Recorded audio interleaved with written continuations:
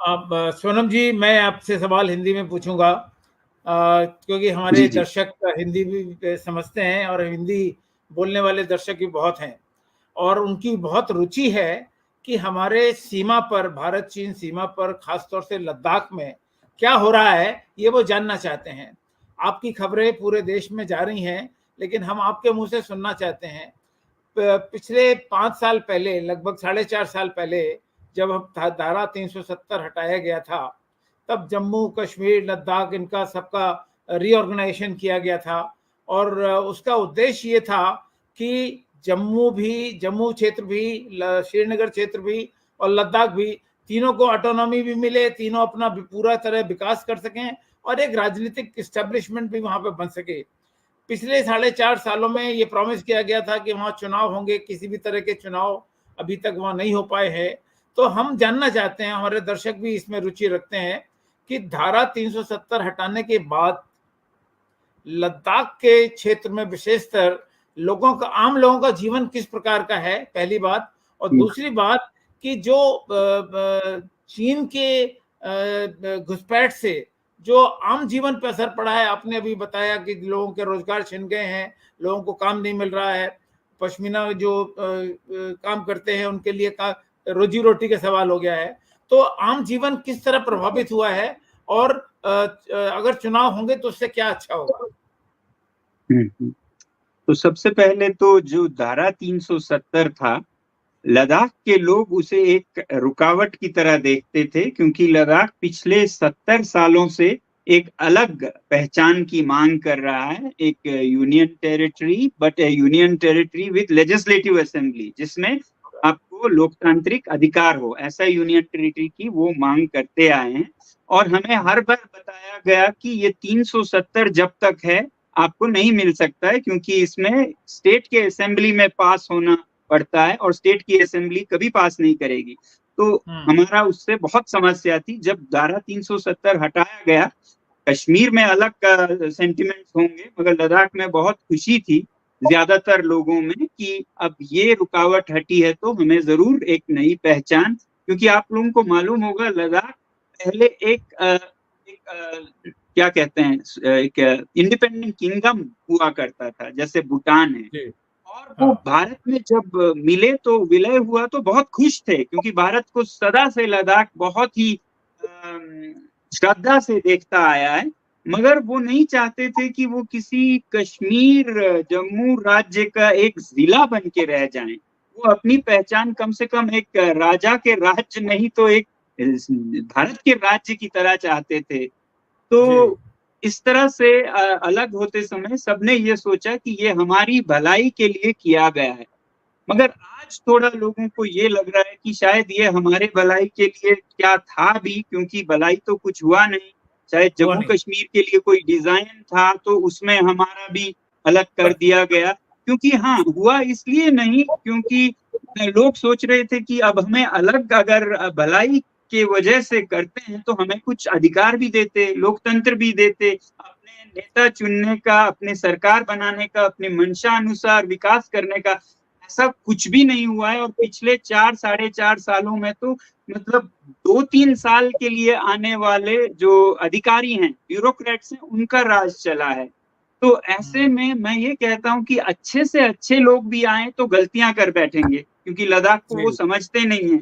यहाँ के लोगों के लिए मुश्किल होता है लद्दाख को समझना, तो कोई लखनऊ से आए, चंडीगढ़ से आए, कोई बुराई नहीं है लखनऊ से आना, मगर उनके लिए ये चांद जैसी जमीन, मंगल जैसी जमीन को कैसे मैनेज करें नहीं समझ सकते हैं। और अच्छे से अच्छे लोग गलती करेंगे और बुरे लोग तो बेच भी डालेंगे, क्योंकि उसके बाद उन्हें शक्ल दिखाने की जरूरत नहीं है।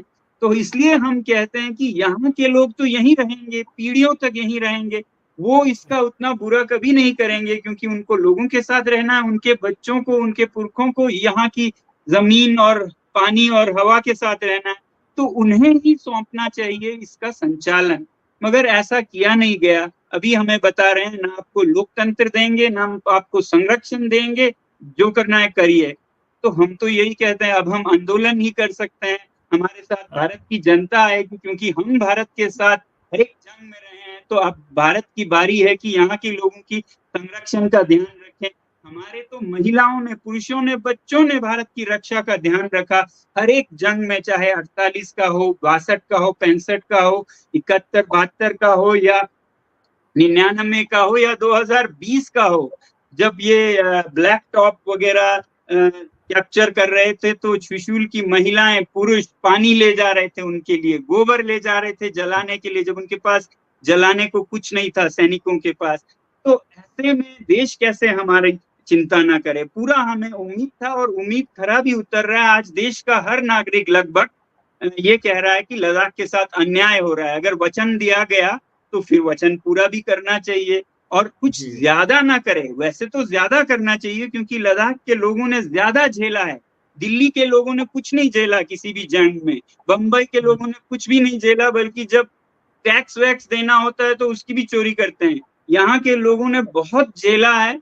तो हम कहते हैं कि देश की सेवा, देश की भक्ति देखनी है तो लद्दाख में आके देखिए। और मैं हमेशा कहता हूं कि मुझे डर ये नहीं है कि अगर आप दिल्ली से लद्दाख के साथ ऐसा बर्ताव करेंगे तो लद्दाख के लोगों का देश से मन उब जाएगा या वो देशद्रोही बन जाएंगे। मुझे डर ये है कि वो दिल्ली के लोगों के जैसे बन जाएंगे, जो देश की परवाह नहीं करते, न सीमा की, न रक्षा की, अपना पैसा बनाते हैं और बचाते हैं और टैक्स तक नहीं देते। तो लद्दाख के लोग भी कहीं उधर शहरों के जैसे ना बन जाएं। अच्छे लोग भी हैं शहरों में, मगर ज्यादातर मैंने ये देखा है कैसे देश को ना दें और कैसे खुद का बनाएं, इसी में लगे रहते हैं। यहाँ के लोग भी ऐसे करें तो फिर सेना के लिए बहुत मुश्किल होगी। मगर लगता है अभी के सरकार को सेना की भी चिंता नहीं है, क्योंकि वो राष्ट्रीय सुरक्षा का बिल्कुल चिंता नहीं कर रहे हैं। ऐसा सोच रहे हैं कि अगर चीन के साथ कुछ हुआ तो ये सैनिकों का सरदर्द है कि लद्दाख के लोग साथ आते हैं कि नहीं आते हैं।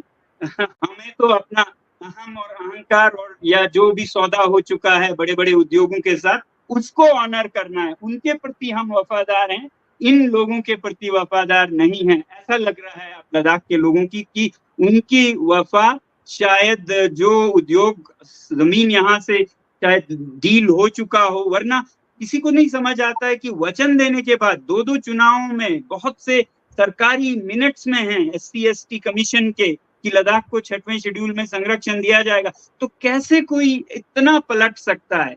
तो सिर्फ यही समझ आ रहा है कि शायद कोई बड़े डील्स हो चुके हैं जिसमें हम बिक चुके हैं, अब वो नहीं वापस उठ सकते हैं। तो हमारे पास सिर्फ आंदोलन है देश के लोगों के साथ मिलके उनको ये याद दिलाने का कि जो प्रेशर ये लॉबीज डाल रही हैं गवर्नमेंट पर, उतना ही प्रेशर हम भी डालें आवाज उठाकर, तो शायद जो न्यूट्रलाइज हो जाए और फिर सरकार एक अच्छा फैसला ले सके। इसीलिए हम यहाँ से शोर मचाना जरूरी समझते हैं, एक दायित्व समझते हैं कि ये शोर बराबर हो प्रेशर्स के। Equal and opposite forces should come, then there is balance and government can take a balanced decision.